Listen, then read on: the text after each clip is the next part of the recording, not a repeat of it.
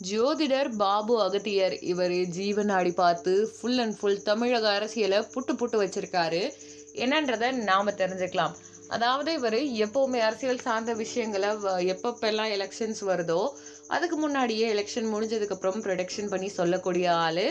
அந்த வகையில கரெக்டா அவர் சொல்லக்கூடிய கணிப்புகள் இருக்கும். ஜீவனாடியை யூஸ் பண்ணி அவர் சொல்லுவாருன்னு பேசுவாங்க. இப்ப பாத்தீங்கன்னா டிஎம்கேக்கு வந்துட்டு 110 இடங்கள் கிடைக்கும் அப்படின்னு அவர் சொல்லியிருந்தாரு ஆரம்பத்துல.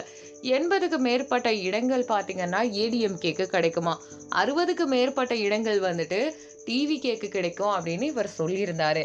அண்ட் அது போக போக போக போக பயங்கரமா இன்க்ரீஸ் ஆயிட்டு நிறைய சேஞ்சஸ் வந்திருக்கு. அது மட்டும் இல்லாம தன்னுடைய பரிசீலனைய அவரே வந்து புதுப்பிச்சிருக்காரு. மக்களுடைய எண்ணத்துல மாற்றம் இருக்குன்னு சொல்லியிருக்காங்க. டிஎம்கே வந்து கண்டிப்பா வந்து பாத்தீங்கன்னா 110ன்னு சொன்னதை தாண்டி அவங்க குறிப்பிட்ட சில இடங்கள் பிடிப்பாங்க, முன்னணியில இருப்பாங்களாம். இரண்டாவது பாத்தீங்கன்னா ஏடிஎம்கேவும் அதுக்கு ஈக்குவலா மூவ் பண்ணி கொண்டு வந்திருப்பாங்களாம், டிஎம்கேக்கு ஈக்குவலா. ஏன்னா ரீசெண்டா எடப்பாடியார் ஓட் கேட்கும்போது உங்களை பாஸ் பண்ணதே நான் தானே மறந்துட்டீங்களா அப்படின்லாம் சொல்லியிருப்பாப்ல. That's why. அடுத்து பாத்தீங்கன்னா டிவிக்கே 60 கிடையாது, 80 90 100 கிட்ட நெருங்கி வந்துடும். எல்லாமே மூணுமே ஈக்குவலாக தான் இருக்கும். ஒருத்தர் ஜெயிச்சாருன்றதுக்காக இன்னொருத்தர் பெருசாக கம்மியாக இருக்க மாட்டாங்கன்றத சொல்லியிருப்பாங்க.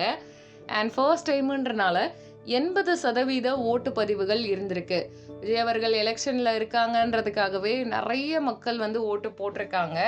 பெரும்பான்மை இடங்கள்ல வந்துட்டு இப்ப பாத்தீங்கன்னா கண்டிப்பா விஜய் ஜெயிக்கிற இடத்துல விஜய் அதிகமா ஜெயிச்சிருவாரு. அதே மாதிரி டிஎம்கேக்கு இருக்க பெரும்பான்மை இடங்கள் எப்பவுமே அவங்களுக்கு கிடைச்சிரும். ஏடிஎம்கேக்கு கொஞ்சம் ஓட்டு அதிகமா கிடைக்கிறதுக்கு வாய்ப்பு இருக்குன்னு போயிட்டு இருக்கு.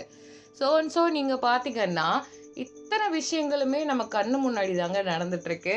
அண்ட் அவர் சொல்றதுன்றதை தாண்டி நமக்கே தெரிய வரும். விஜய் அவர்கள் உடனே முதல்வராக முடியுமான்னு கேட்டா கிடையாது. எப்படி கேப்டன் விஜயகாந்த் அவர்கள் அந்த பெரும்பான்மையை பிடிச்சாரோ விஜயும் அப்படி பிடிச்சிருவாராம். அண்ட் பாத்தீங்கன்னா பாபு அகத்தியர்னு சொல்லக்கூடிய இந்த ஜோதிடர் ரொம்ப வருஷமா சோசியல் மீடியா மட்டும் இல்லாம அவர் ப்ரொடக்ஷன் மூலமா நிறைய இடங்களை ஈர்த்த ஒருத்தர். ஸோ இன்னும் அவருடைய ப்ரொடக்ஷன் பெட்டரா இருக்கும்னு சொல்லப்படுது. உங்களுடைய கருத்து என்னங்க? ஏன்னா இப்போ டிஎம்கே ஏடிஎம்கே டிவிகேன்ட்டு என்டிகேவை பத்தி இன்னும் எல்லாரும் விட்டாச்சு. ஸோ விஜய் வந்து வருவாரா வரமாட்டாரா, அவருடைய அரசியல் நிலைப்பாடு என்ன, அவருடைய லைஃப் எப்படி இருக்க போகுது, அதையும் தாண்டி டிஎம்கேவா ஏடிஎம்கேவா இல்லை டிவிகேவா அப்படின்னு கேட்டிங்கன்னா யாருக்கு இடையில போட்டி இருக்க போகுது, யார் ஜெயிக்க போகிறாங்க, இது எல்லாமே இந்த மார்ச் முடிஞ்சாச்சு, ஏப்ரல் முடிஞ்சாச்சு, மே மாதத்தில் தெரிய போகுது. ரிசல்ட் வந்ததுக்கு அப்புறமா தான் நமக்கே ஒரு கன்க்ளூஷன் வரும்.